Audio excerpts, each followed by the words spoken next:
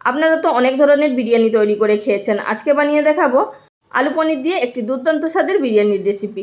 তো সবার প্রথমে আমরা এখানে বিরিয়ানির ভাতটা তৈরি করে নেব। তার জন্য গোটা গরম মশলা, ঘি, নুন দিয়ে জলের মধ্যে প্রথমে জলটাকে ফুটিয়ে নেব। তারপরে এর মধ্যে আগে থাকতে ভিজিয়ে রাখা 500 গ্রাম পরিমাণ বাসমতি চাল এর মধ্যে দিয়ে দিলাম। আপনারা এখানে দেহরাদুন রাইসও নিতে পারেন।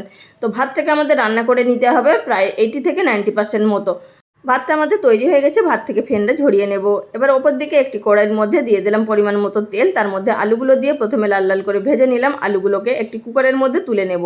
তো আলুগুলোর মধ্যে দিয়ে দিলাম স্বাদ মতো নুন, হাফ টিস্পুন পরিমাণ হলুদের গুঁড়ো, আর দিয়ে দিলাম এখানে হাফ টিস্পুন পরিমাণ ঘি, সামান্য 3 থেকে 4 টেবিল চামচ পরিমাণ জল দিয়ে একটা সিটি দিয়ে নেব। খুব বেশি কিন্তু সিটি দেওয়ার প্রয়োজন নেই, মাত্র একটা সিটি দিয়ে নিতে হবে। আর পনিরগুলোকে আমরা ওপর দিকে ভেজে নেব লাল লাল করে।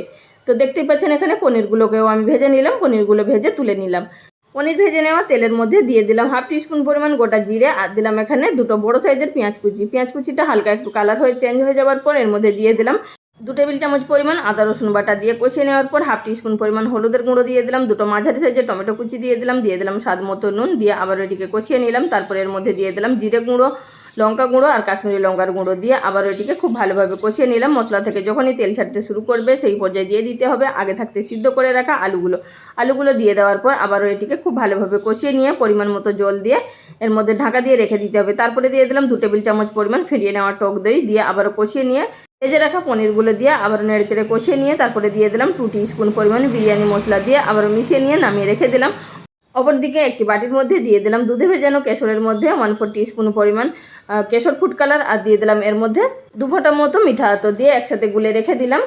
আর যা যা লাগবে আপনাদেরকে এখানে আমি দেখিয়ে দিচ্ছি। সবার প্রথমে একটি কড়াই নিয়ে নিয়েছি, বা আপনারা এখানে একটি বড় পাত্র নিয়ে নিতে পারেন। সবার নিচে আমি ঘি ব্রাশ করে নিলাম।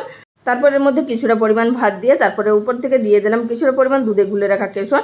তারপরে দিয়ে দিলাম আবারও কিছুটা ভাত দিয়ে আলুর পনিরের তরকারিটা দিয়ে কেওড়া জল, গোলাপ জল, সামান্য পরিমাণ চিনি, স্বাদ মতো নুন দিয়ে ভাত দিয়ে বিরিয়ানি মশলা, ঘি দিয়ে এইভাবে পাটে পাটে সবটা সাজিয়ে নিলাম। তারপরে অপর দিকে চলে এসেছি দমে বসানোর জন্য। একটি তাওয়া গরম করে নিয়ে সেটিকে লো ফ্লেমে রেখে দিয়ে বিরিয়ানির কড়াটাকে বসিয়ে দিয়ে উপরে একটা ভাজি যাই হোক আপনারা চাপা দিয়ে দেবেন। এইভাবে লো ফ্লেমে 20 মিনিট মতো দমে রেখে দিয়েছিলাম। তারপর তৈরি হয়ে গেল গরম গরম আলু পনিরের বিরিয়ানি।